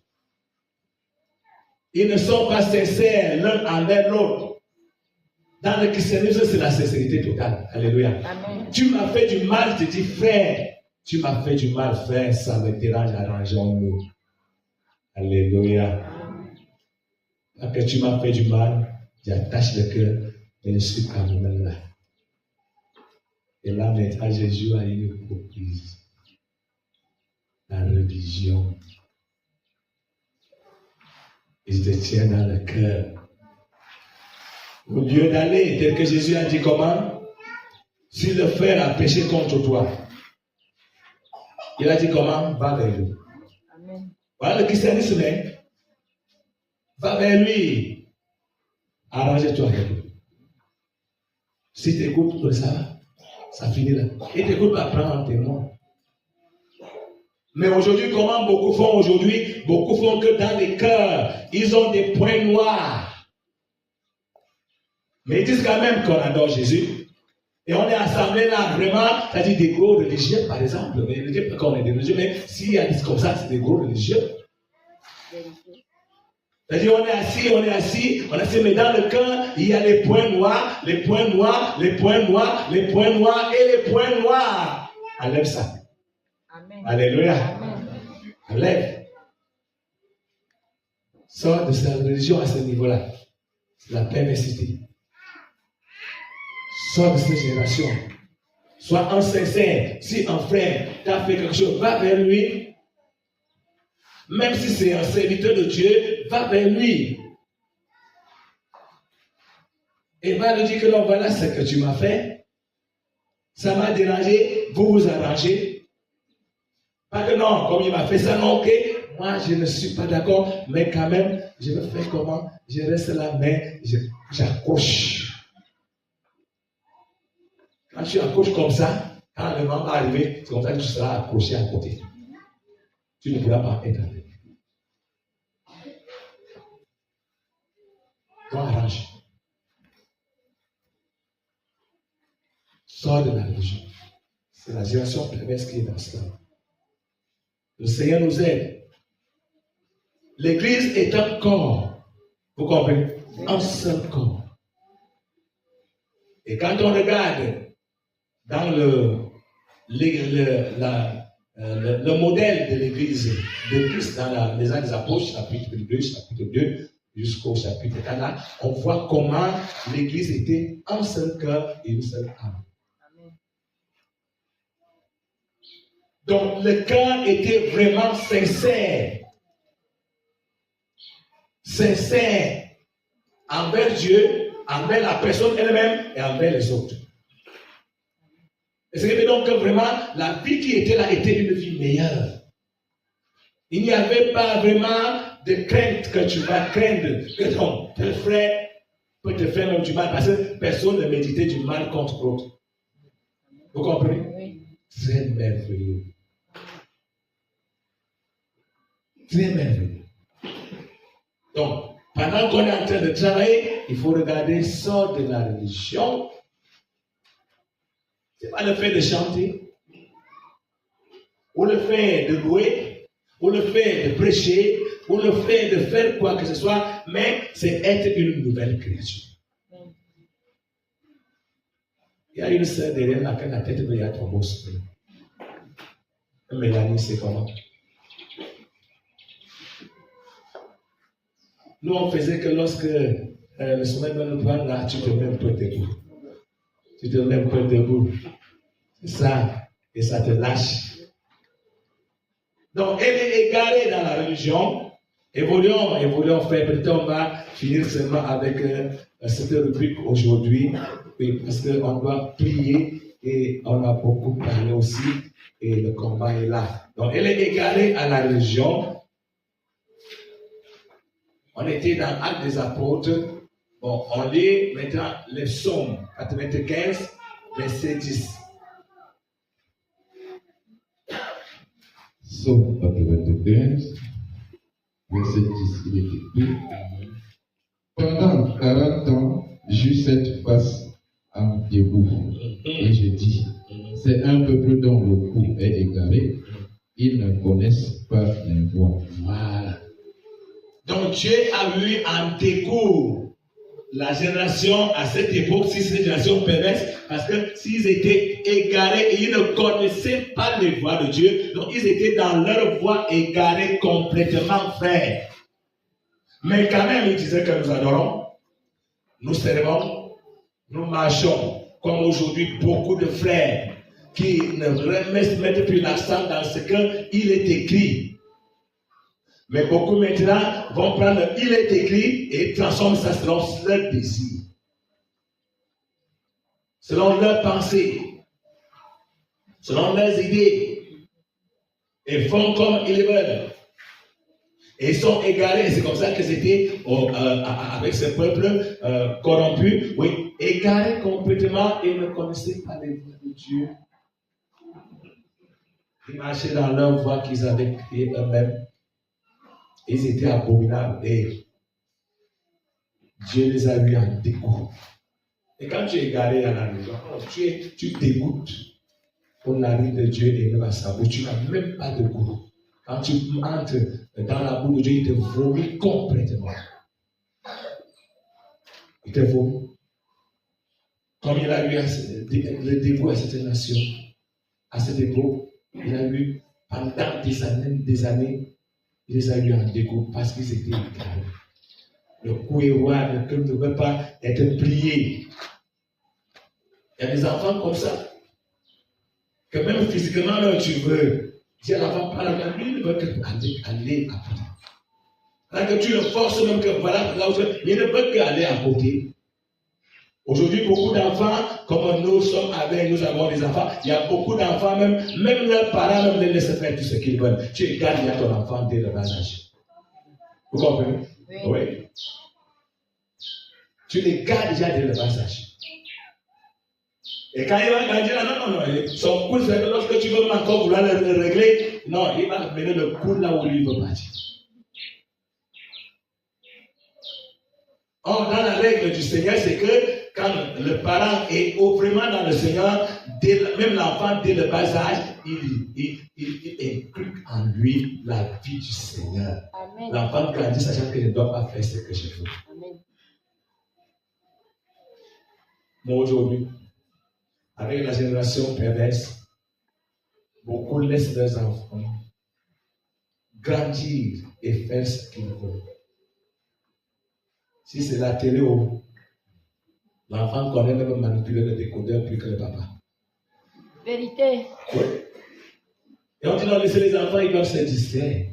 Distraire, hein? C'est mourir. Tu les tues.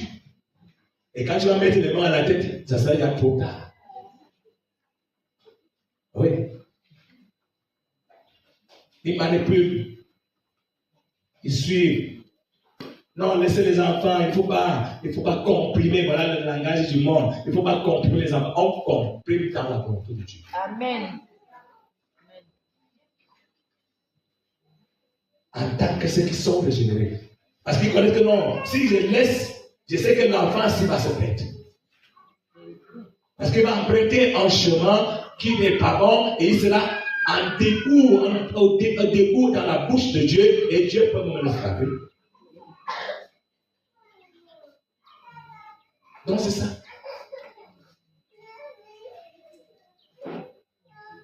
Donc c'est une génération égarée qui ne connaît pas les voies de Dieu. Donc apprenons-nous à dire que Seigneur, moi je sors, vraiment, il ne faut pas. Si par exemple même j'étais quelqu'un qui ne cherchait pas vraiment quelle est la volonté de Dieu à tout, je me répands. Et si dans ma vie, oui, j'étais dans la règle du monde qui dit que non, laisser les enfants s'épanouir. Oh. Oui, parce que c'est la génération perverse. Elle amène déjà les enfants maintenant, peut-être même à commander les parents. Vérité. Oui. Quand l'enfant te porte plainte, et l'injustice lui donne la raison. Parce que j'appelle toujours ce palais dans le palais d'injustice. Parce que le vrai palais de justice, c'est la justice de Dieu. Amen. Et quand Dieu avait établi les juges, oui, depuis dans la Bible, il avait donné la loi aux juges. Alléluia. Amen. Et les juges doivent marcher selon la loi de Dieu. Amen. Mais maintenant, qu'est-ce que nous voyons aujourd'hui? Les juges ne marchent plus selon la loi de Dieu, mais selon la loi établie par eux. Vérité. Et là, de telle manière que même si tu as raison, mais si l'autre a beaucoup d'argent, il te gagne. Vérité. Mais toi qui as même raison, tu perds et toi, tu te mets en prison. Hein? Si la grâce de Dieu n'est pas avec toi, tu peux souffrir là. Parce que c'est la génération perverse. Évoluons dans la lecture, frère. Elle est égarée à la religion. Jérémie chapitre 8, verset 4 à 7. Donc on ne va pas lire tous les versets là. Jérémie chapitre 8, verset 4 à 7. Jérémie chapitre 8, verset 4 à 7, il est écrit. Dis-leur, ainsi parle l'Éternel. Est-ce que l'on tombe sans se relever, ou se détourne sans revenir? Pourquoi donc ce peuple de Jérusalem s'abandonne-t-il à de perpétuels égarements? Voilà. Il persiste dans la tromperie, il refuse de se convertir. Je suis attentif et j'écoute. Il ne parle pas comme il devrait. Aucun ne se repent de sa méchanceté et ne dit, qu'ai-je fait? Tous reprennent leur course comme un cheval qui se lance au combat. Même la cigogne connaît dans les cieux sa saison, la tourterelle, l'hirondelle et la grue observent le temps de leur arrivée. Mais mon peuple ne connaît pas la loi de l'Éternel. Comment pouvez-vous dire? Ça va jusqu'à 7. Jusqu'à 7. Donc voilà comment Dieu est en train de parler pour montrer comment la génération perverse est égarée dans la religion. C'est-à-dire les gens tombent dans les péchés, mais ils ne se relèvent pas. Ils persistent dans leurs égarements. Ils ne cherchent pas à revenir. Mais quand même, ils s'assemblent, ils chantent, ils adorent, ils font tout ce qu'il faut faire, ils rentrent, ils persistent toujours dans les égarements. Ils ne disent pas que non, je me suis égaré, ou bien je suis égaré à tel niveau, je reviens. Mais ils persistent dans les perpétuels égarements. Ils ne cherchent pas à revenir. Ils ne connaissent la voix de Dieu. Des fois, lorsqu'ils parlent, lorsqu'ils se repentent, comme on vient de faire là tout à l'heure, et qu'on va continuer à faire, Dieu dit, ils ne voient pas la vérité dans ce qu'ils sont en train de dire. C'est la religion. C'est-à-dire, je me repens dans mon hypocrisie, je fais l'hypocrisie, même dans la repentance, frère, ça devient quoi? C'est la religion. Dieu attend il attend comment quelqu'un dit, Seigneur, oui, je suis tombé dans le péché, j'ai fait des choses, et maintenant je décide de me détourner, mais Dieu attend ça, attend écouter ça, il ne voit pas quelqu'un décider comme ça. Et dit, quand ils font la repentance, ils ne sont pas sincères dans leur repentance, c'est la religion. Mais tu te caches devant qui? Des fois, ils disent souvent, lorsque moi j'avais pris le baptême d'eau. J'avais pris le baptême d'eau. C'était au milieu d'un peuple où les gens étaient beaucoup là. Et je confessais mes péchés à haute voix. Et pendant que je confesse, j'entends comment les gens crient, oh, est-ce que j'ai le temps? Je dois me séparer avec le diable pour m'approcher à Dieu. Donc, je confesse mes péchés pour être libéré. Au fur et à mesure que je confesse, je sens comment mon esprit et même mon corps sont libérés. Mais si toi tu fais que pendant qu'on dit que confesse les péchés, tu es hypocrite. Seigneur, pardonne-moi. Je sais que tu es un Dieu miséricordieux. Pardonne-moi. Bon, si j'ai fait des choses, Seigneur, pardonne-moi. C'est quelle confession ça? Seigneur, je reconnais, j'ai volé. Et l'argent que j'ai là, j'ai volé même ça. Seigneur, pardonne-moi. Et je me détourne, je jette comme ça. Alors comment Dieu peut attendre que tu parles? Seigneur, là où tu me vois là, je suis tombé à la fornication. Mon Dieu, je vis dans la fornication, je me repens et j'arrête. C'est ce que Dieu attend, parce qu'il veut que chacun de nous soit libéré et sorti de la génération perverse qui est corrompue dans la religion, égarée et joue à l'hypocrisie envers elle-même. Parce que chez Dieu, tu ne peux pas te cacher. Alléluia. Amen. On n'est pas caché devant Dieu, on est nu devant Dieu. Ça veut dire que Dieu observe toutes les voies de l'homme pour rendre à chacun selon son œuvre. Et quand on lit dans Hébreux chapitre 4, verset 12, ça veut dire que tout est mis à nu devant celui à qui nous devons rendre compte. Rien n'est caché. Donc moi, donc, en tant qu'un enfant de Dieu, donc, ce n'est pas les hommes, non. Je sais que Dieu me connaît et je me repens sincèrement devant Dieu et je prends un engagement. Quand on venait de confesser à Dieu, voit les qui ont pris des engagements, ils sont pardonnés et lavés. Mais ceux qui sont restés dans la région, ils reprennent la confession et mon engagement. Alléluia. Amen. Ne sois pas égaré dans la religion. Confesse et détourne-toi. Décide. Ne sois pas à l'église parce que, comme si on te pousse. Non. Sois à l'église étant bien conscient. Amen. Non, je vais sauver mon âme.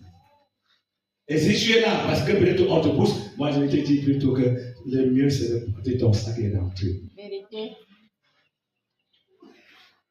Pour ne pas perdre le temps et ne pas bénéficier. Mais si tu es là, consciemment, c'est-à-dire que non, je cherche Dieu, je veux vraiment être avec Dieu, Dieu aime tout pour moi, c'est lui qui m'a créé, alors je deviens sincère. Qui peut confesser ton péché si tu es là tout le monde? Nous allons continuer à prier pour la clôturer. C'est vraiment un jour de grâce. Et on profite de la grâce de Dieu pour pouvoir recevoir sa délivrance. Nous allons continuer à demander à Dieu de nous pardonner. Oui, quand vraiment tu as vécu la vie de la génération perverse, bien qu'étant déjà dans sa maison, et tu as continué à manifester la vie de la génération perverse, oui, demande pardon à Dieu de cela. Nous prions le Seigneur. Dieu nous gloire.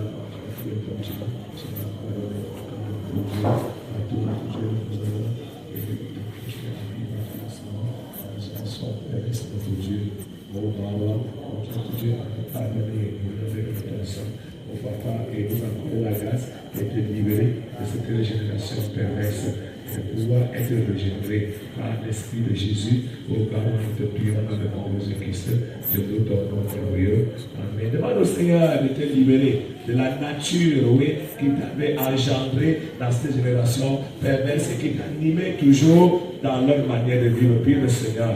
Papa, je prie que tu continues, oh Dieu, à me libérer de toute nature qui m'avait engendré, notre Dieu, dans la génération perverse et qui était là en train d'animer encore de nous ouvrir le cœur pour pouvoir vivre selon leur vie. Notre Dieu continue à détruire cette semence dans nos cœurs et nous accordons la parfaite libération au nom de Jésus-Christ. Papa, je prie, je loue ton nom merveilleux. Amen. Demande au Seigneur qui continue de mieux en mieux à t'amener à haïr cette nature vraiment à 100% dans ton cœur afin de la renoncer et qu'elle parte de toi et que la nature de Jésus prenne place totalement dans ta vie. Prie le Seigneur, au Dieu des armées, continue tout Dieu de m'accorder la grâce de Dieu à chacun de nous de haïr la mauvaise nature qui nous amène toujours, notre Dieu, à la génération perverse. Notre Dieu, pouvoir sortir, réaliser cela, refuser cela. Par notre Dieu, ta nature sera ton bras, agir manifester ta gloire dans le nom de Jésus. Amen. Puis le Seigneur, que vraiment, par le sang de Christ qui a couvert la croix pour toi, donc vraiment, il te purifie, il te lave et il détruit cette nature, oui, qui t'a amené à la mauvaise génération. Puis le Seigneur, puis notre Dieu, et continue, Dieu a sanctifié, car ton sang est un sang éternel, est un sang pur, est un sang qui vient nous régénérer. Notre Dieu, la révélation prend notre place dans notre cœur, afin que nous puissions être des nouvelles personnes, notre Dieu, qui ne sont plus dans la vieille génération, mais qui sont dans la nouvelle génération, que tu es venu créer, nous amener, oh Dieu, à vivre tel que tu le veux, selon l'Esprit de Christ, agir manifester ta gloire, au nom de Jésus-Christ. Amen. Tu vas donc demander au Seigneur de te libérer de tous les esprits méchants qui s'appuyaient sur la génération perverse pour tuer ta vie, pour bloquer ta vie, pour retenir ta vie. Prie le Seigneur. Père, prie contre notre Dieu, à nous libérer de tous ces esprits impurs, les esprits notre Dieu qu'on a hérité, notre Dieu de nos parents, qui pouvaient contrôler nos vies, nous l'amenant toujours dans la vie du péché, dans la vie que tu ne veux pas, je les rabaisse dans la vie de tes enfants, je paralyse l'anéantis, je dégage, je ramène les animaux, au nom de Jésus, je te dis, manifeste ta libération dans la vie de tes enfants, dans le nom de Jésus-Christ. Amen. Quelle œuvre que le Seigneur a commencé à faire dans nos vies pour nous libérer et continuer avec cette œuvre dans ta vie. Nous prions le Seigneur. Appelle notre Dieu, pendant que la chrétienne va continuer ton œuvre pour libérer chacun de nous. Car tu viens de nous libérer et nous savons que ton esprit est à l'œuvre. Et continue à nous libérer afin que nous sortions au voilà de toi de cette tête et t'en libérer tel que tu l'as prévu au nom de Jésus-Christ. Amen. Et que partout la colère de Dieu était dans sur ta vie à cause de la vie de la génération pleine, que le Seigneur est face à colère et que sa face soit à nouveau remuée. Oui, vers toi, prie le Seigneur. Après, continue à prier notre roi. Des armées, que notre Dieu sait que tu as le mieux ta face envers nous et que partout ta face était attachée, elle n'est plus attachée. Déverse les bénédictions, la délivrance, la guérison, la restauration, le renouvellement au nom de Jésus-Christ. Les maladies qui ont miné même ta vie, oui, passant par cette mauvaise vie de la génération que tu as vécue et qui ont dégagé ta vie, demande au Seigneur de te libérer de ces maladies. Prie le Seigneur. Garde les armées, nous continuons à prier contre les maladies, oh Dieu, car nous savons que notre roi, il y a beaucoup de choses qu'on a portées parce qu'on a vécu la vie de la génération perverse. On va bien libérer chacun de nous et prendre la libération, oh Dieu de gloire, dans le nom de Jésus de Nazareth. Nous prions nous louons ton nom merveilleux. Amen. Il nous accorde la grâce de passer une nuit au-devant de lui et que s'il y a encore des choses à nous révéler, qu'il te révèle dans ton sommeil. Prie le Seigneur. Papa, écoute toujours quand à nous accorder la grâce de passer une bonne nuit au-devant de toi et continue, notre Dieu, à éclairer chacun pendant son sommeil. Agis-toi et manifester ta gloire dans le nom de Jésus-Christ. Nous louons ton nom merveilleux. Amen. Nous nous recommandons le reste de la nuit, oui, qui nous assiste, qui bénit, nous allons manger et boire et qui nous assiste dans notre sommeil. Prions le Seigneur. Papa, voilà le reste de la nuit, dans le contrôle. Viens nous assister, notre Dieu. Bénis, nous allons manger et boire. Sanctifie notre Dieu, et que le prenons avec mission de garde. Que ta bonté soit parmi nous, abondamment dans le nom de Jésus-Christ. Amen. Alléluia. Nous sommes donc presque à la fin pour ce soir. Oui, on vous dit souvent que lorsque quelqu'un a fini de faire ses péchés, confesser ses péchés sont déjà partis, mais ne sort pas avec les péchés des gens. Alors, tu sors avec les péchés des gens, c'est toi qui es con. Nous sommes au milieu des peuples de Dieu et on finit et ça passe là. Et la personne, bon, elle a confessé, elle est libérée, mais toi tu peux porter ces démons si tu commences à méditer sur ça. Donc il faut faire attention. Alors, nous allons passer aux offrandes. Après les offrandes, on va clôturer et on va prendre le grain de spaghetti avant d'aller nous reposer. Donc on recommence à 4 heures. On sait que le Seigneur nous donnera la force de nous lever à 4 heures pour la prière matinale et à 9 heures, demande si Dieu nous accorde les grâces. Donc nous passons aux offrandes. Après l'offrande, on va clôturer. Je m'enroule dans le sang de Jésus-Christ. Dans le sang de Jésus-Christ. Je m'enroule dans le sang de Jésus-Christ. Je m'enroule dans le sang.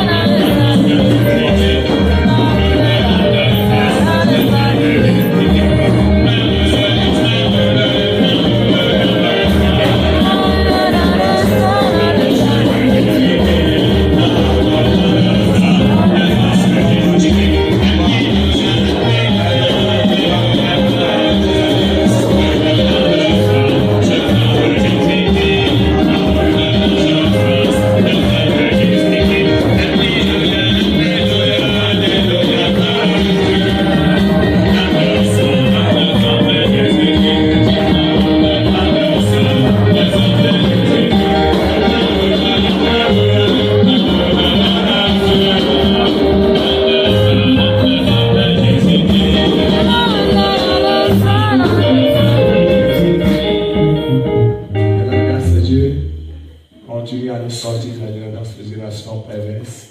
Au nom de Jésus-Christ. Amen. Amen. Alléluia. Amen. Nous sommes à la fin pour ce jour.